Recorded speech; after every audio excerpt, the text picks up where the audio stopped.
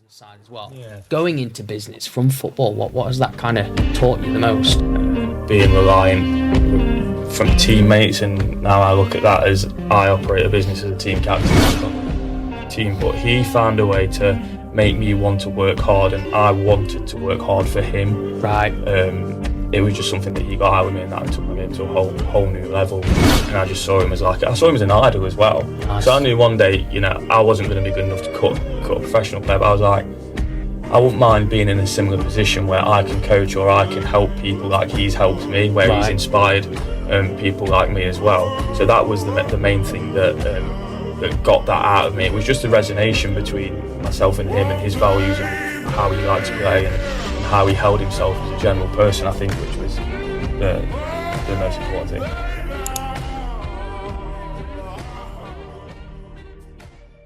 Hey everyone, and welcome back to Master Your Life Beyond the Boardroom.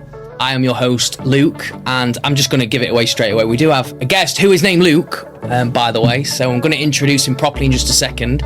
But I'm very, very excited because we actually are in the same industry. He's actually a personal trainer and an online coach, and recently branded out to work with entrepreneurs, executives, and business owners. So this is going to be a really, really powerful episode.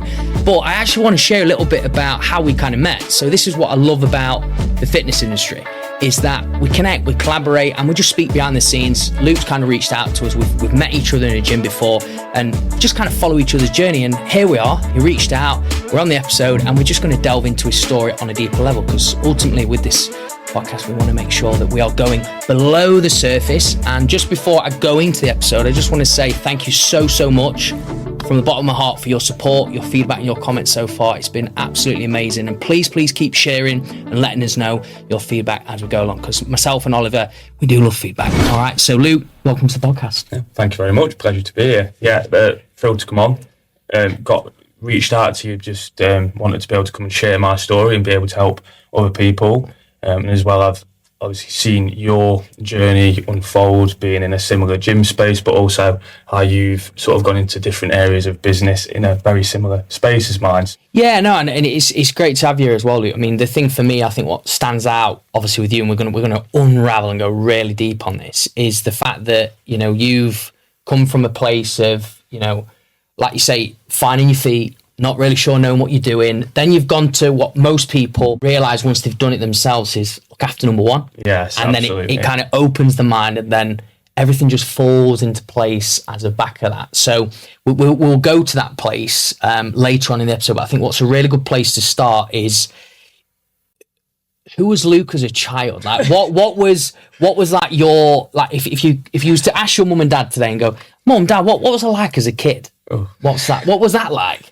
Yeah, I'm sure they'd give you an answer where you'd have a little bit of a giggle to yourself.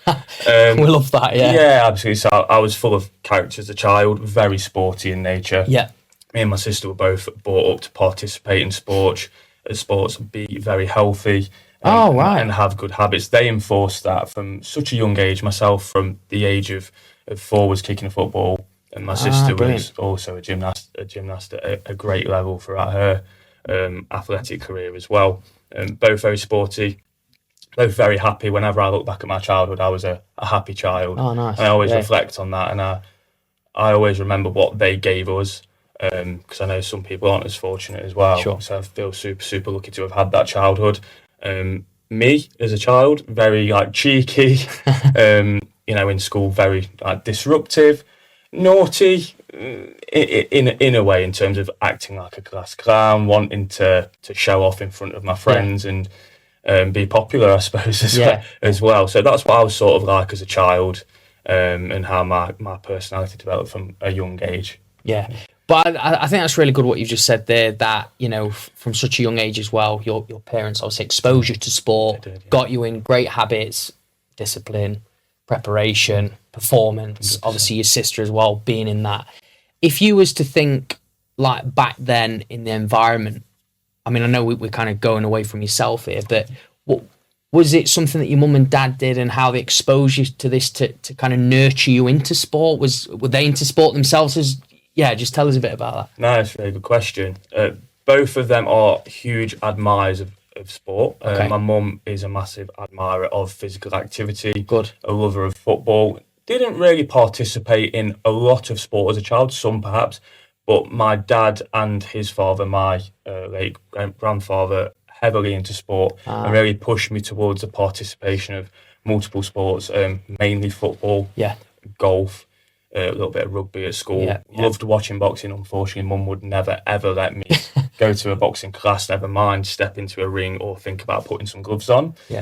So that is where my sporting background comes from, and like you said there, I think the principles of preparation, recovery and so forth, without them heavily enforcing it on me, it's what me and my sister were both doing as children, because we both had hectic schedules as children. And that sort of, I think, is what has brought me to where I am today, because of those principles and how I align myself with that and the people that we do help as well. So, yeah, I'd definitely say those experiences are really key there.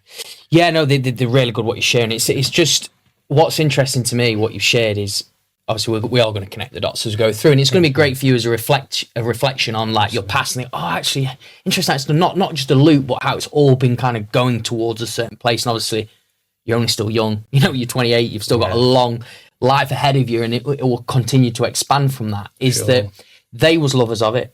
Obviously they had standards. I think that's a good word to use, personal standards. They drilled that into you. But did, just as a question, because I have spoken to a lot of high performers, business owners, and sometimes they felt a lot of pressure from their parents, like, to the point where, they feel they've got no way out. It's like, I've just got to keep proving it for my dad, proving it for my mum, and then obviously eventually something happens. But for you, did you feel that, or did you always feel like you could be yourself and not much pressure around that, be honest? Yeah, really good question. I felt both. Okay. But I never felt it to a point that it ever made me fall out of love with what I did. Oh, good. Or that it was too much that it stopped my relationship with my mum or dad. They were always so supportive in whatever we wanted to do. Yeah. But my dad heavily, and my grandfather, as I'm sure you know yourself, very wanted you to do well. Sure. If you was on the football pitch and you wasn't working hard enough, they would tell you, 100%. Whether you're on a pitch for West Hallam Juniors or whether it was at Forest, at Derby or at Ilkeston, they'd be the first to tell you from the sideline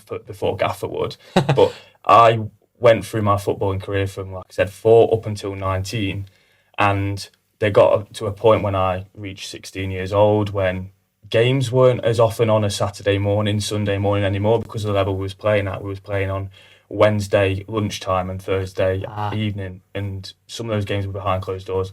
Dad couldn't come, and I really missed that on the sideline, that push.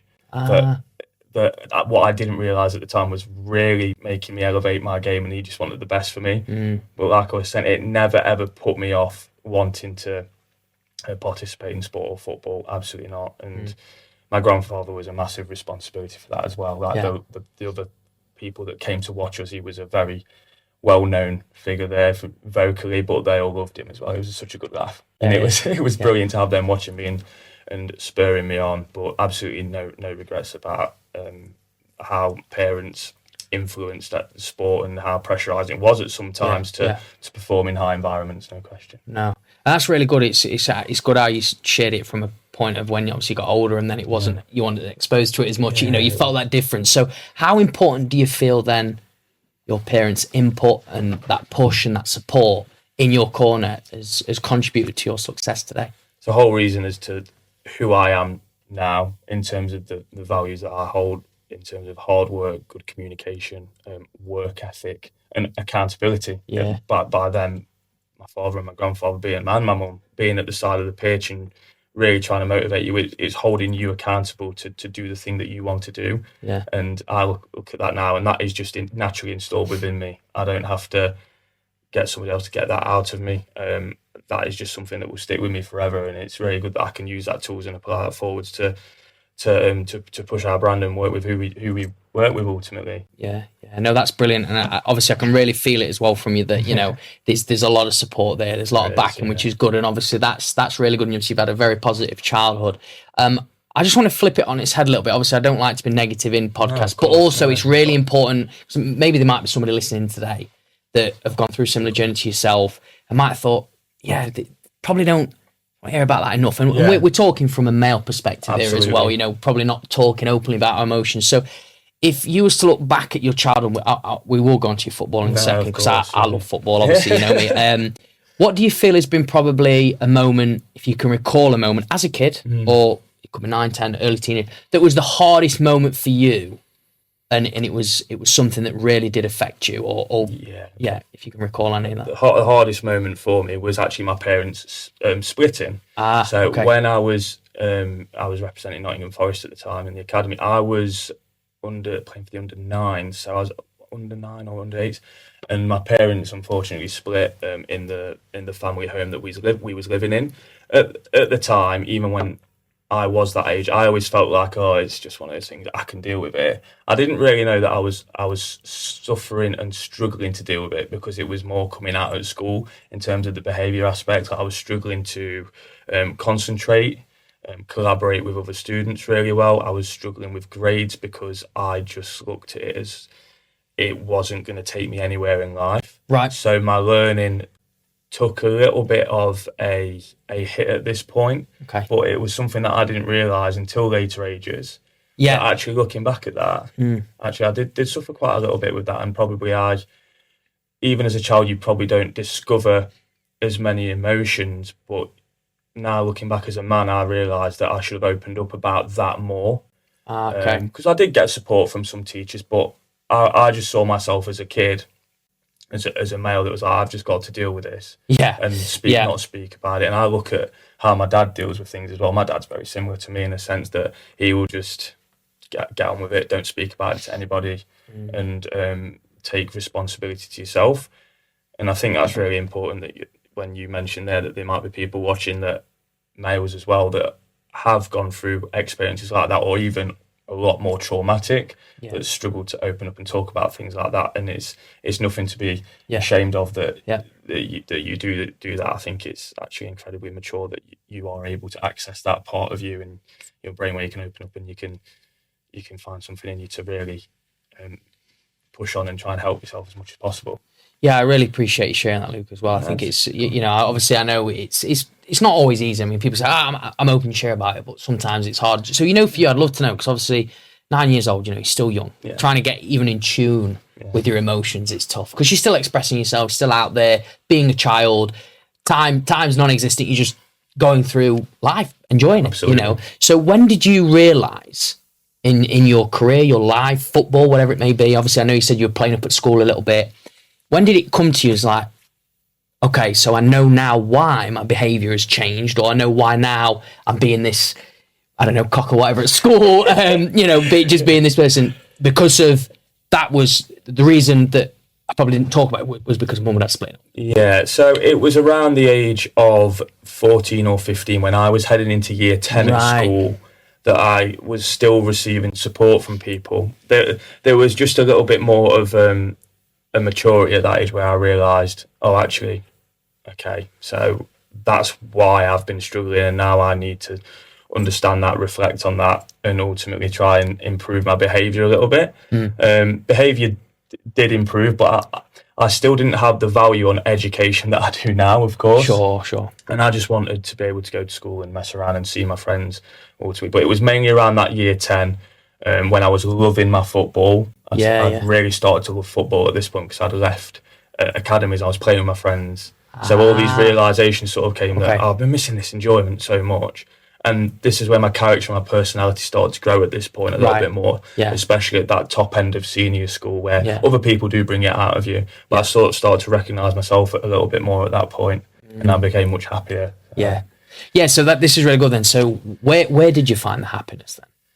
It was in playing football with my friends, but also understanding that I could both have my mum and dad as equally as I wanted. Nice. And it wasn't like just one, and it wasn't just the other. There was a routine or a structure that I sort of went through, where I'd have X amount of time with mum, and then X amount of time with dad, like 5 weekdays, 2 weekends, and then sometimes we'd rotate because they were still living in the same vicinity, like it was a walk away, which was really good. And there was a lot going on in the house, especially with like my sister and both my parents as well. That there was a bit initially when they first broke up, there was a bit of division as well. Yes. I was just a typical, going back to it, just a typical lad that just wanted to play football. So I was just like, oh, whatever. We get more Christmas presents. Who cares? All this sort of stuff. But no, it was definitely later in life when I realised the value in both of them, and they still loved us to pieces. But I found my happiness in playing football with my friends, and then of course finding that love, not just seeing them as mum and dad, but seeing the separate people as well. I think, and the relationships that they were in, and seeing them happy also made me realise, actually, you know what, they're both really happy. I'm now really happy. Nice. So what they went through is all worth it in the end. Although obviously some experiences were difficult, but. Of course, mate, of course. But I think as well, what's really nice is how, you know, I'm not wanting to say this is cliche, like, oh, everything kind of works out in the end, but you know, it's gone to where it's needs to go, but you've still found happiness in that, which I think is really key. And obviously you said football was a place where you felt happy, but also the fact that I guess that pressure got a bit away. You could go and play with friends, exactly. You felt a bit more social as well. So obviously going on to your football journey now then, what would you say has been like the biggest learning for you? Now, obviously I know we're going to the business side as well. Yeah. Going into business from football, what has that kind of taught you the most? Being reliant from teammates, and now I look at that as I operate a business as a team captain, and I've got loads of teammates of people who I obviously coach and direct in one way or another, but communication, good leadership, punctuality and so forth, it's all those things that sort of align. I had a coach when I was at Ilkeston, and he really shaped me into the character that I am today, purely because of how I resonated with him. I respected his values. I loved the way he played football. Right. I had a really good friendship relationship with him as well, and I really respected him. I went from being a decent footballer, technical, middle of the park, but didn't cover the most distance, and thought I could cruise through games. Until we got to a certain level, and that became really difficult because the quality of player was almost identical, if not better, in all honesty.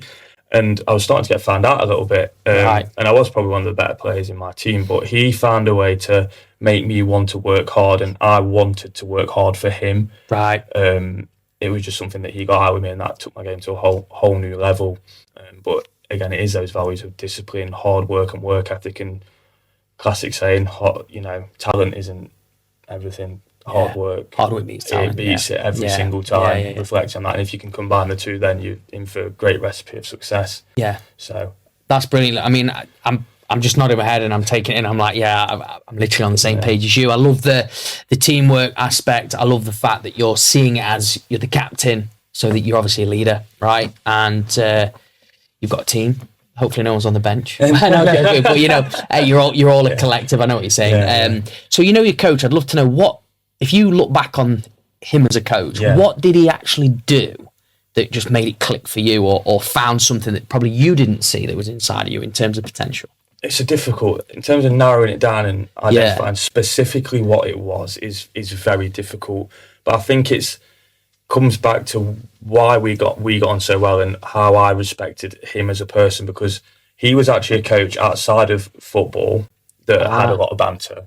Really funny, did things to wind me up, did things to wind all the other players up. Like the last person to get on the minibus, they'd do something too.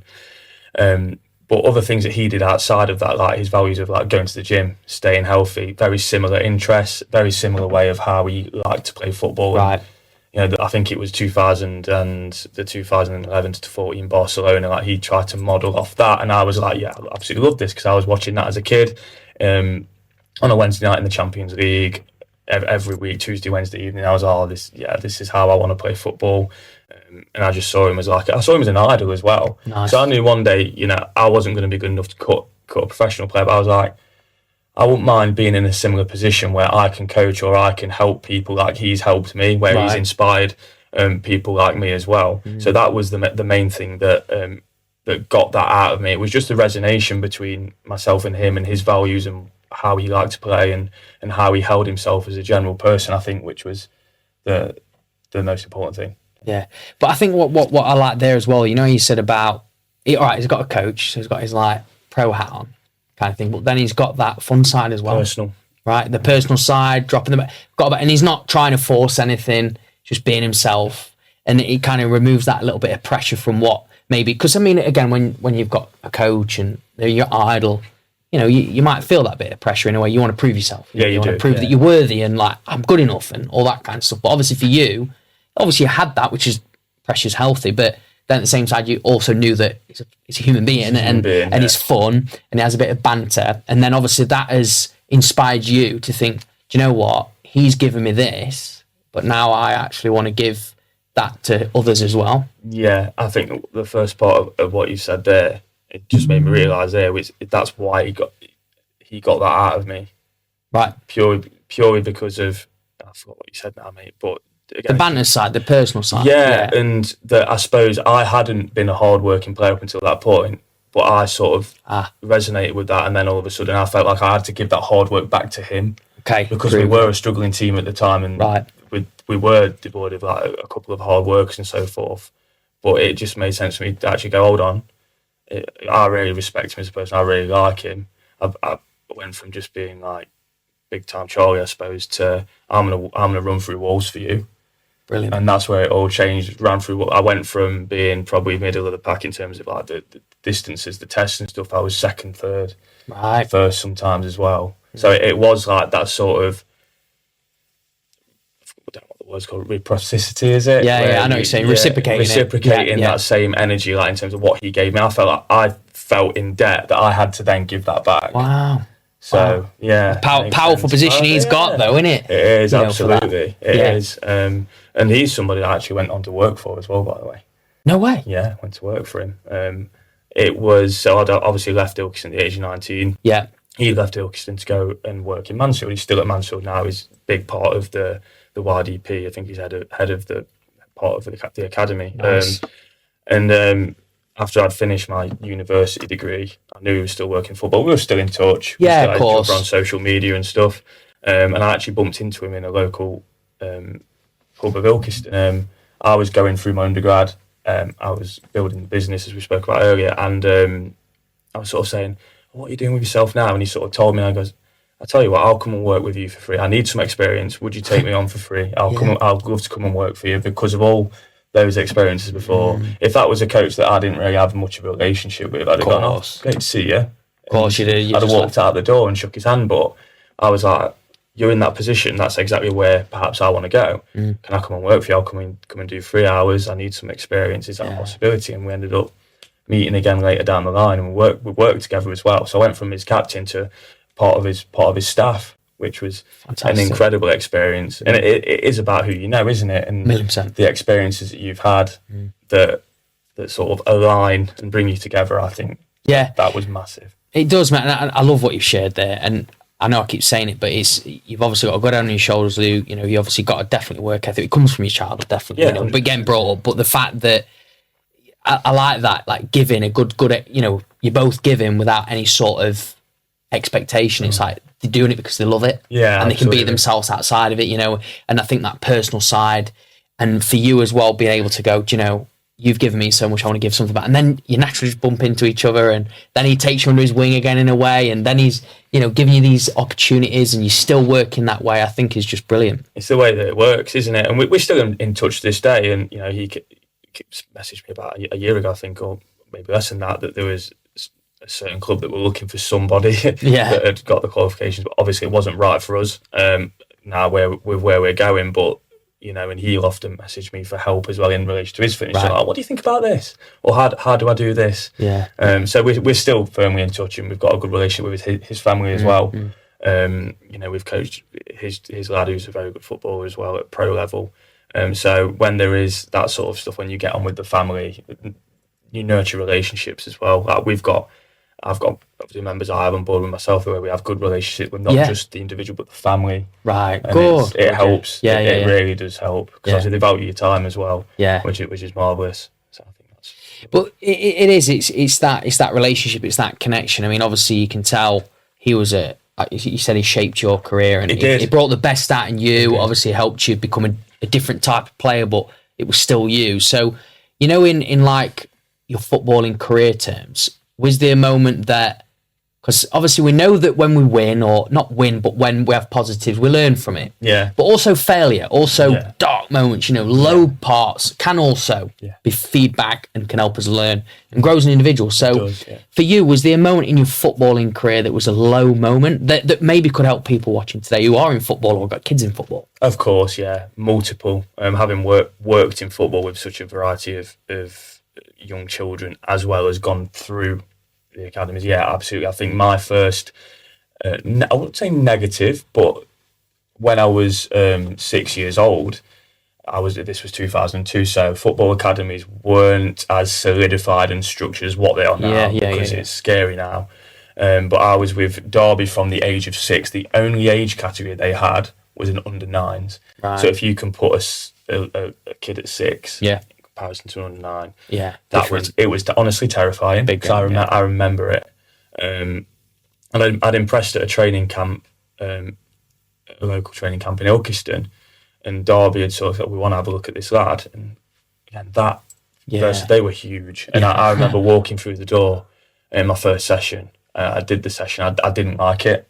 Second session, I said to my dad, I don't want to train, but I just want to go and watch. Because it was almost like I was dipping my toe in, but I was just a little bit too scared. And in all honesty, it was too much for me. After that second time of going spectating, I never went back. Right. Do I regret it now? Yes, but are you in control of that? Absolutely not. That was a huge. So I wouldn't say it was negative. But it was certainly the first memory that I have in football of maybe it's not it's meant to be as well. But at the same time, obviously, what the academy systems, they didn't have what I needed as a 6-year-old. There may have been other clubs like Forest and Leicester that had pre-academies and under-7s at that point. I'm not too sure, but that was terrifying. So that was the first experience. Second experience was when I was actually working with this coach, as we've spoke about a lot already. I was 17 years old, started working hard, decent player. We played a side from Lincoln, and I came up against a central midfielder. I thought I was decent. He ran me around for 90 minutes. I was absolutely blowing, gasping for air, and I was like, hold on a second, am I that good? Am I a decent player? It made me second question myself. But having reflected on that straight away, it's like you're going to come up against players that are better than you all the time, and it's like you. Sometimes you can get caught up in yourself, like you think you're decent, you think you're good, and actually the reality is like there's millions and millions of other players out there, and the probability is there's a lot better than you as well. So that was a massive wake-up call for me, and then I realised actually, so perhaps technically I'm okay at a level, but I'm not as good as what I want to be. Well, what can I do? Obviously at 17, you can still develop technically, but I was like, looking back, I was like, I've got to work harder. Went back to that hard work principle. I was like, I've just got to work harder. I've got to run more than anyone else. I've got to make more sprints than anyone else. And in order to do that, I've got to be fitter than anyone else. So went on to work relentlessly on my physical fitness outside of training. So we were full-time. We trained every single day. Had a game on Wednesday. I was playing Saturday afternoon as well. And I'd finish training and then finish my college work in the afternoon. I'd go home. Do you remember the workouts, Insanity? Yeah, of course I can. Wild. I did them. Max 30, they're crazy, aren't they? So I used to go home and do that. The coach who I, again, resonated with, he used to do that, and he was like, yeah, that's brilliant for your hit, your repeat. So I was like going home and doing that, slaughtered me. And then after that, I'd have my chicken and rice, I'd go to the gym and I'd lift weights. Little do we know now that stimulus threshold and all that sort of stuff, it was way too much. But looking back at it, I was like, that's what transformed me into wanting to work so hard that I'd have done anything that it would take to get me to a level where I was happy. So they were the experiences that really changed me. Interesting. I can relate to that because I did exactly a similar thing. So when I actually got released from full-time football, I was at Pure Gym, so I moved back home, Pure Gym, but I'd do Insanity in the morning, go to the gym in the afternoon, and it was like 6 days a week, and it was like, I'd even a day off wouldn't be a day off, I'd just do cardio. So I know where you're coming from, but I was there going, but everybody else is still full-time or something, they're working on me, I've got to double session, got to keep going up, and you just, you kind of burn the candle at both ends kind of thing. So for you, what happened after football then? Because that was a big part of your life. It was a massive part of my life. I got to a point when, you hit 18. Other distractions come along, don't they? there was a particular friend that I had that was also in the academy, great friend, and still goes on. He's wonderful footballer. He still plays now. Nice. He was excelling a little bit when I turned 18. There was a massive difference in what I was doing and what he was doing, and of course all the other players were doing.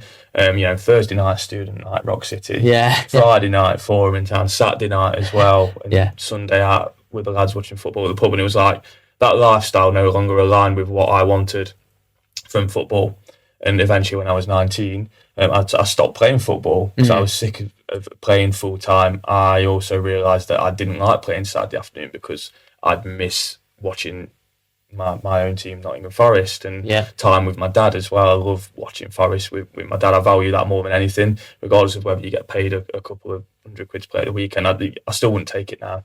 No, still wouldn't take it. I know now. what you're saying. I'd do exactly what I do now, just to sit at Forest or travel away with them or sit on the sofa and watch Saturday on the TV.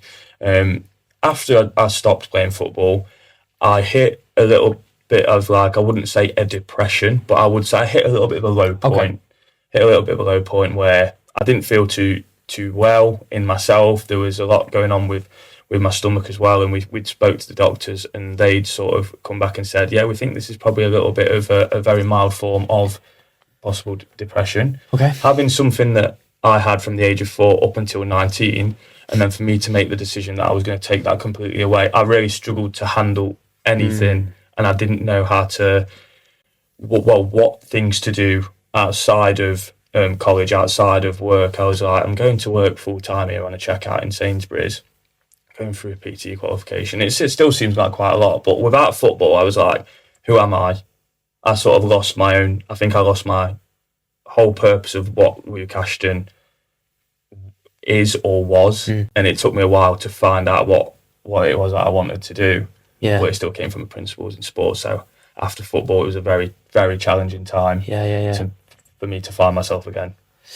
No, that's powerful what you shared, because that loss will tap into the loss of identity. Because again, I can relate to that, Luke. Being in sport, cutting it off. I was literally, Ollie's in the background here. I was talking to him outside about it. At 21, I cut it dead. Within 3 months, I was on a cruise ship 9 months away from home. Wow. So it was a massive change. A huge change. But the reality was it was a reset in a way. Didn't realise it at the time. Still got offered football when I was out there. But that, what you said there, and I know parents listening to this, whenever they listen to this, I know ex-athletes or people who's currently in football, in anything, even Army, Navy, Marines, whatever, anything, even retirement, when you've been working all your life for 40 years and then you go to nothing. Everybody can probably go, I'm bored, or I feel a bit depressed, I'm down in the dumps. What do I do? Yeah. Where's the gap? Because the gap's so big now, because it's been part of you, your identity. So I'd love to know then, when you said it took you a while, just from what did you do to start building that new identity, or that identity again? Good question. So having lost all my purpose, it was important to reflect on what really mattered to me still. Yeah. And whilst I was still looking back at when I was still playing football, there were certain things that I really loved. Obviously, I was going through my PT qualification, and I was sort of thinking, well, when I played football, what did you really enjoy doing? I loved doing the sort of extended warm-ups, the SAQ and the foot ladders, although it may not be the best stuff. I was like, actually really enjoyed doing that sort of stuff and training specifically for sport. And all of a sudden, I sort of had the football, and then I had that sort of physical side of things, that I was trying to be the strongest, the fastest, the fittest that I could possibly be for football. And I was like, got a personal training qualification. I love athletic principles. What if we combine the two, and one day you could work with elite level athletes and you can help kids or even adults that have been in your situation to develop their career?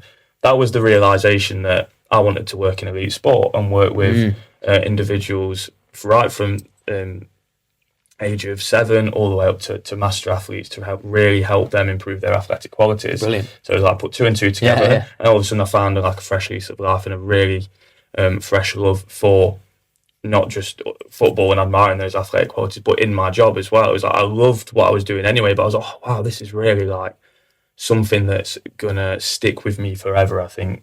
So putting those two together was the most important part, 100%. No, that's brilliant, and I like the fact that you found a fresh new perspective. You found another avenue, but you combined what was once part, well, still part. You know, it's ingrained in you. You know, it's something you were passionate about, but you've been able to find that different kind of way. You know, for you though, I mean, if there was somebody watching this today, yes, that was like in a place where maybe they come into, even like when footballers come to the end of the career, it's like obviously some go to pundits, some go on that. You know, what would you be saying to them if they're already feeling like they're losing their identity, but they don't want to lose it? They've got that fear of loss, which we normally have, and they want to go into. Obviously, they can find out what matters and stuff. But what would you say to them that really kind of, if you was to say, this really did help me? Not telling them what to do, but maybe giving them a bit of context on. I think just reflecting on like who you are as a person and what really matters to you. What really mattered to me was being strong, fit and healthy. Again, it was those experiences from a younger age that my mum and dad had really forced into my identity that made that matter. And I was like, I've left sport, I've got to find a way to not only inspire people, because I've been given that from somebody else and now I want to do that, but also to stay strong, fit and healthy. So have a little bit of reflection on who you are. And if you do find yourself going through a little bit of a rut, it's completely normal. Yeah. Like if you speak to the amount of elite level athletes, especially post the Olympics, I know Keely Hodgkinson was one to speak about it, the 400 metre runner, that after depression and all this other stuff, it's very, very challenging. It's completely normal, I think, to hit certain highs and then sort of sometimes feel lost. I think over time you will always find your way, and you always have to follow your heart and know what you want to do. And to speak to people about it. Something I didn't do was speak to people about it. I was, again, that lad that just dealt with it myself. I didn't really speak to my mum or dad about what I wanted to do. It was almost like, do you want to carry on playing football? And I was like, I don't think so. And it was just like, boom, done.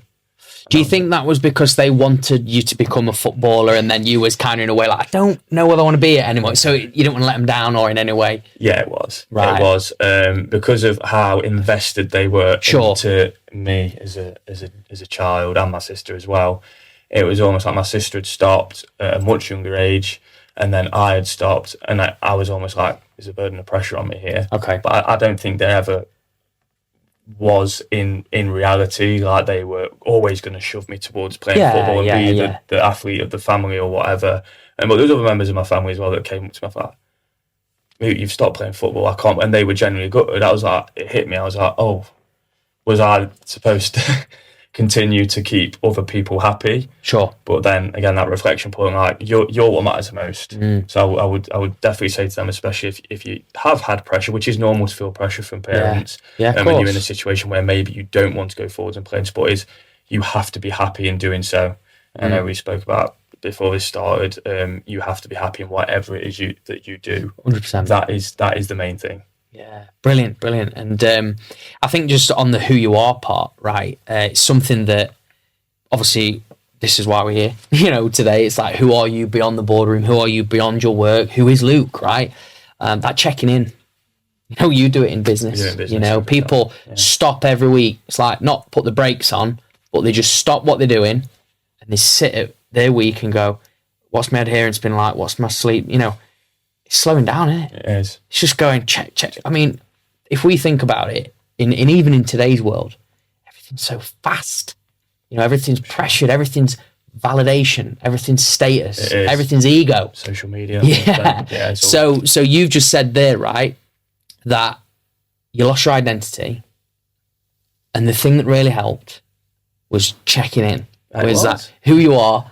And now, you're doing it with others, you're doing it with yourself, continued today. So I think that's brilliant. Absolutely. It's still something that I do every Sunday now, is I do a weekly reflection. I'm sure you do the same. Yeah. It's powerful, mate. Powerful. Just reflecting on what went well for the week and what things, goals, objectives do you want to discover for that following week. But I think as a younger person, it's really important to really try and tap into your brain from when you're younger and just have a little think about what it is that you really want to do, and in ways that you can inspire yourself as well, as following other people and looking at other athletes or inspirations that are doing things that you may want to do, but also realising that it's okay to have a change of heart at some point too. From some of the kids that I work with, now I think with schools, there's a lot of heavy pressure on know what you want to do straight away. Yeah. I mean, I know people like, for example, my mum's had career changes at 30 and 40 and gone into other aspects as well. So definitely no pressure to sort of know what you want straight away, whether that is to leave sport or to go into a certain profession. But always try and find ideas and inspiration and speak to people. I think the most important part of this is actually talking to people, and whether that is like refining your identity or wanting to find out a little bit more about something. I had just 2 days. What day are we on? We're on Monday. We're on Monday. It's been a long weekend. Can't wait for the weekend. Look for the weekend. Absolutely, well, we are. But I think it was Thursday or Friday. I had a young lad come up to me at the gym, and he sort of said, "Oh, are you a personal trainer?" I was like, "Yeah." And he sort of asked for some work experience on the spot. I thought, great's that. Yeah, of course, he's got a little bit of an idea. He's not been scared to go and approach someone and pitch that idea. And I just think that's amazing. And straight away on the spot, I was like, yes, let's get it sorted. We'll connect with school, and then I would love to help you. But that also comes back to the coach and how he helped me. I look at that now that I owe that to other children to help them, other kids, probably to help them with the career paths as well. Like yourself, I know you do the same with mentoring, don't you? That's great though, Luke. The fact that, but again, you've been experienced that. I think if we look at a lot of like the society today, and just I talk to other guys as well, and female business owners as well. It's so much of a taking thing. Like, what's in it for me? What can I take? And it's not much giving. You're giving back now to these young aspiring people that maybe want their own business. Want an idea. Yeah, just or learn how to start. What do we do? Because it's like a rabbit hole to start with, isn't it? Yeah, and even like work experience. I don't really hear of it much anymore. People I can remember. I think, gosh, work experience. I worked with my dad for a week. Really? Doing engineering. Then I worked at Mansfield 103.2 radio. Wow. Yeah, so that was actually a pretty. I know, cool experience. But I think just for you, just doing that, I think stands out massively. And obviously for you, it fills your cup up. Gives you a sense of fulfillment. It does, yeah. So if we kind of fast forward to now, then obviously if we go back, reverse it, childhood sport all the way up to 19, still found that you had a bit of lost identity, found that passion again, working sport, SAQ work, all that kind of stuff. I can remember actually seeing you do that, and also I know you still do a lot of sport specific. Absolutely. Do personal training. Obviously now you've got an online business building up as well, but you work specifically with business owners, high performers.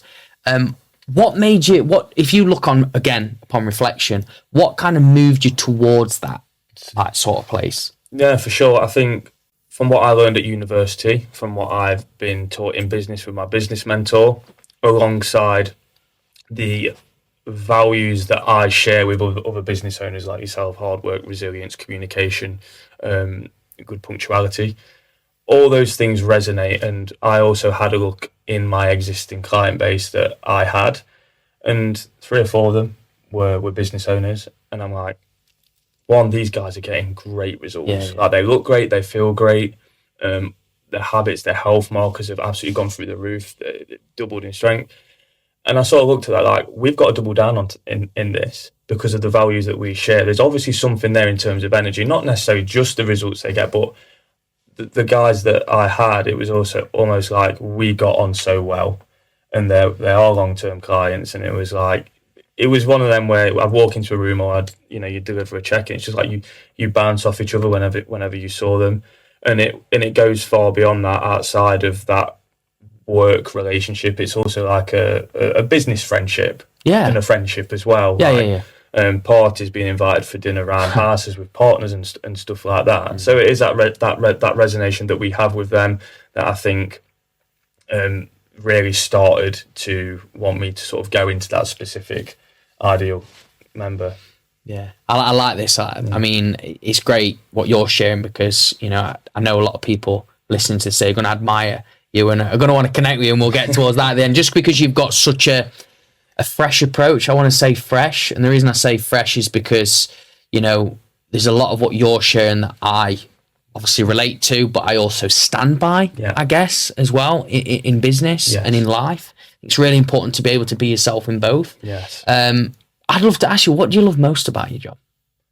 I think it is building friendships, but changing people's lives matters. That is at the forefront of my brand identity, is my purpose. And I really do feel as if I was put on this planet to help people. Right. Again, from them past experiences I've had as a kid, to help people, life, health, longevity, achieve everything that they want to achieve, and still be able to do the things that they love as well without heavy restriction. And that's a life that I live and put on the forefront of the brand as well. Is I want people to be able to do that without it being too restrictive. And a lot of what we do see in terms of like influencers and social media now, a lot of it is some of it's plastic, isn't it? I think it's really important to be authentic as well. And so that's why that is at the forefront, and how I think people will resonate with that as well. You know, I'm just a lad that loves, you know, having a few drinks with my friends every now and then, and going out for a nice meal, watching the football, having a drink of the football with my dad. I'm just 28-year-old lad that loves doing that stuff, but also loves helping people. So I just want to help people live the best life they possibly can. Yeah, and have fun. Have fun. Whilst doing it, you know, I mean, everything you just said there about, you know, you could say it's a business relationship, but it's like you're seeing them as a friend as well. Somebody you want to spend time with. You don't just want to do programming. You don't just want to, you know, advise them towards like what help them perform better, habits, behaviours, sleep routines, whatever it may be. You're there because you're like, do you know what? Yeah, that is part of it, but also we're a part of it together. But actually, let's go out. I mean, the thing is, right, you'll probably say the same thing. If I wouldn't want to have a coffee with you or have a drink or have a meal with you, then you're not the kind of person I want to be working with, because you're not in it for that. You're in it for the longevity of what's going to come as a result. You'll be friends, but you'll build a result that lasts. Absolutely, no question. And I don't think there's anything better for me than seeing somebody else's life change from the tools that you've given them as well. It's just a sense of reward and a sense of accomplishment that is just, it's better than other feeling. It's something that money can't buy as well. You know, you work in the same industry, you have to sort of go after the result and say, like, how can we change their life? When you get the results, of course, you're going to get that business improvement in our area, but it has to come with helping people first and wanting to help people. And I really think that, very similar to yourself, that has to be at the forefront, and that is what makes us happy as well. You know, keeps me happy, makes me sleep at night knowing that I'm helping other people. And you can't fake that, by the way. No, absolutely. You know, that can't be plastic for a very long time. You know what you're saying with social media, you get found out. You know the real genuine people. So, do you know, I'm not trying to like put you in a comparison to like other coaches or anything like that, Luke, but just from your own confidence, right? Your inner. Sure. What are you great at? What's like your unique thing where you think that is something that I know I'm absolutely not better than? It's not about being better than us, but I'm insane at. It's communicating and understanding other people's emotions and feelings. And this isn't something that I was so good at a few years ago. I was going to say, you're going back to where you said you wasn't sharing as much as you got, but now you've checked. I think that ability to tap into someone else's like empathy and sort of take a step out of Luke Ashton and probably have a look and see, well, actually, how is that person feeling? What are they telling me? Because to us, it can be very easy to look and go, just get on with it, but there's so much more to it than that. You've got to understand the person. I think I've really developed on that the past few years. I think that is my superpower now, where is understanding people and understanding how to get the best out of the individual. Because you can easily throw a blanket with like a training program or whatever, throw the blanket. But you could throw the best program, can't you? You could, and it would probably stick with a couple of people out of 10. Yes. But if you can really tap into people on a personal level and find out what really matters to them, what drives them, their motivations, then you're going to get an even better result. So for me, it's about tapping into that person, understanding them as a person, which unlocks that friendship, which then allows you to stack the result on top. So I think it's just that personal ability to unlock is the best part. And what's helped you then understand people better? I think understanding myself. Right. I think understanding myself and all those little reflections, like what I spoke about. Space, and writing things down. Like I've got a mind journal that I write in now, and that Sunday reflection really helps. But also having gone through the journey that I've gone through with parents splitting up, with falling in and out in love with football, from building a business, it's made me find a lot out about myself and my resilient sort of character. That I'm never somebody that will just throw the towel in and will just quit. I will constantly do what I think is right and try different things to get the best outcome. And I think that's what helps all those other people as well. Is I will run through walls for them. Very similar to the guy on the football pitch. I run through walls for them. If they are part of me, I'm part of them, and I'll run through walls for them. So, but definitely understanding myself a little bit more, rather than sort of curling up in a ball a little bit. Again, I'll go back to my dad. My dad was the same. That side of the family, very hard, very, very tough. Not that they didn't. I wouldn't say they spoke about emotion a lot, but it was limited in comparison to my mum's side of the family. Right. And as a male, what even is that? I think that is just a personality that I adopted. That I've just got to sort this. I've got to get on with this. Yeah. But the more I've actually realised it now, actually looking back at that was a load of rubbish. It's okay to feel emotions, and it's okay to reflect on them, because that's what really brings out your personality and your character. Yeah, no, it's really, again, refreshing to hear that. The fact that you've gone back to yourself, right? So, you'll know this as somebody in high performance, coaching individuals, kind of starts for you, right? It does. Ends with you, starts for you. So you can always go to the external and look further afield, but actually when you really go deep, so again, this is what we did, we said right at the beginning of the episode, we're here to go deep, not just hit the surface. It starts with you.